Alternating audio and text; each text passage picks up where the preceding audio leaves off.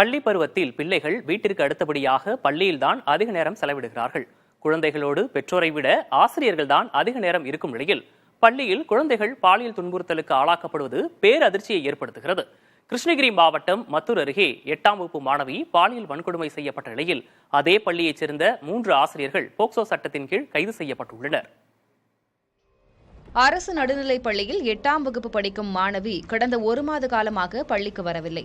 இதனால் மாணவியின் வீட்டுக்கு சென்று பள்ளியின் தலைமை ஆசிரியர் விசாரணை நடத்தினார். அப்போது மாணவி கருவுற்று கருக்கலைப்பு செய்திருந்தது தெரியவந்தது. மாணவியின் புகாரை அடுத்து அதே பள்ளியைச் சேர்ந்த சின்னசாமி, ஆறுமுகம், பிரகாஷ் ஆகிய 3 ஆசிரியர்களும் கைது செய்யப்பட்டனர். மாணவியை பாலியல் வன்கொடுமை செய்த புகாரில் கைது செய்யப்பட்ட 3 ஆசிரியர்களையும் தற்காலிக பணியிடை நீக்கம் செய்து மாவட்ட முதன்மை கல்வி அலுவலர் பொறுப்பு வகிக்கும் முனிராஜ் உத்தரவு பிறப்பித்தார். பாதிக்கப்பட்ட மாணவிக்கு மருத்துவ பரிசோதனை நடைபெற்றது. மாணவிக்கு நேர்ந்த நிலையை அறிந்த அவரின் உறவினர்கள் உள்ளிட்டோர் பள்ளியை முற்றுகையிட்டு போராட்டம் நடத்தினர். 15 நாளைக்கு முன்னாடி சார், ஆனால் நைட்டு தான் எனக்கு தகவல் சொன்னேன் சார். அதுவும் பயப்படுத்திட்டு இருக்கிறாங்க, மிரட்டி கேட்டுங்கிறாங்க. இந்த மாதிரி எதனா சொன்னேன்னா எதனா பண்ணிடுவேன், அந்த மாதிரி மிரட்டி வச்சுக்கிறாங்க சார். 3 வாத்தியாரையும் இப்படி பண்ணியிருக்கிறாங்க சார். எனக்கு அவங்க 3 பேர் எனக்கு வரணும், அவங்க 3 பேருக்கு தண்டனை வாங்கி தூக்கு தண்டனை வாங்கி கொடுக்கணும் சார். அவங்க கண் மூடி வரணும். கவர்மெண்ட் ஹாஸ்பிட்டலில் இந்த மாதிரி சொல்லிட்டு எங்களால் முடியல சார். எனக்கு மன உடச்சல் ரொம்ப ஆயிடுச்சு. என்னால் முடியல. அவங்க ஹாஸ்பிட்டல் போகிறாங்க பாப்பா. இப்படி தான் நடந்தது. சுமார் 3 மணி நேரத்திற்கும் மேலாக இந்த சாலை மறியல் நீடித்தது. புகாருக்கு ஆளான 3 பேரையும் தங்கள் முன் நிறுத்த வேண்டும் என்று உறவினர்கள் வலியுறுத்தினர்.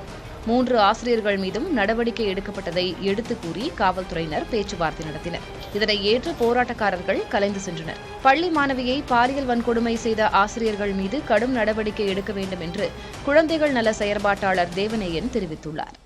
தமிழ்நாடு போன்ற மாநிலங்களில் கஷ்டப்பட்டுங்க ஒவ்வொரு திட்டமாக அறிவிச்சு பெண் குழந்தை பள்ளிக்கூடத்தில் கொண்டு வந்தாச்சு. அவங்க உயர்கல்வி தூக்குற அரசு பல்வேறு திட்டங்களுக்கு எவ்வளவு கொடூரமான செயலுங்க, எவ்வளவு வன்மமான செயல். இவ்வளவு வந்து இந்த அந்த ஆத்திரம் என்னால் அடங்கவே முடியும். அவ்வளவு கோபமா இருக்கப்போ நம்ம எங்க கொண்டு போய் நம்ம குழந்தைகளை விடுவது?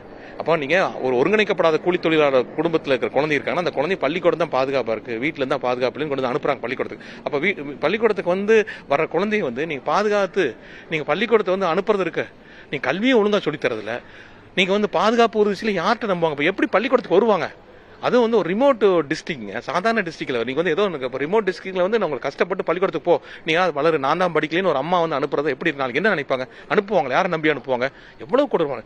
நான் வந்து எனக்கு ரொம்ப வருத்தத்துக்கு விஷயம் வந்து தொடர்ந்து நடந்துட்டுங்க. இது மட்டும் இல்ல, தமிழ்நாட்டிலிங்க ஆசிரியர்கள் மீது 400க்கும் மேற்பட்ட ஆசிரியர் மீது போக்சோ சட்டத்தில் பதிவு செய்யப்பட்டிருக்கிறது. இது மிக கொடூரமான விஷயம். வேற எந்த மாநிலத்திலும் கிடையாதுங்க. 2012ஆம் ஆண்டு தமிழ்நாட்டிலேயே 2012 அப்போ வந்து கல்வித்துறை, அப்போ பள்ளிக்கல்வித்துறையில் கல்வித்துறை சார்பாக GO 121 அரசாணை 121 ஒரு அரசாணை போட்டிருக்காங்க. என்ன அரசாணைன்னா அது அப்போ வந்து என்னன்னா, பள்ளிகளில் பாலியல் வன்முறை அத்துமீறல் ஏதாவது செஞ்சுட்டா அந்த ஆசிரியரோ அல்லது பொறுப்பாளர்களோ உடனடியாக அவங்க சர்டிபிகேட் கேன்சல் பண்ணப்படும். 1. 2வது டெர்மினேட் பண்ணப்படும். நான் கேட்கிறேன், தமிழ்நாடு அரசு பள்ளிக்கல்வித்துறை கேட்கிறேன், 400க்கு மேல ஆசிரியருக்கு மேல என்ன நடவடிக்கை எடுத்தீங்க? யார் பொறுப்பாளர், யார் கடமையாளர்? இப்ப என்ன சொல்லுவாங்க, போக்சோ பாய்ந்தது, சஸ்பெண்ட்ல ஒரு தண்டனையா? நீங்க டெர்மினேட் பண்ணிருக்கணும்ல. எத்தனை ஆசிரியர் டெர்மினேட் பண்ணீங்க நீங்க? நாட்டிலேயே உயர்கல்வியில் அதிக அளவில் மாணவிகள் சேர்வது தமிழ்நாட்டில்தான். ஆனால் இதுபோன்ற சம்பவங்களால் பெண்களை உயர்கல்விக்கு அனுப்பாத நிலை வரும் என்று குழந்தைகள் நல செயற்பாட்டாளர்கள் வருத்தம் தெரிவிக்கிறார்கள். புதிய தலைமுறைக்காக ஊத்தங்கரையிலிருந்து ஹரிபுத்திரன், சென்னையிலிருந்து ரமேஷ்.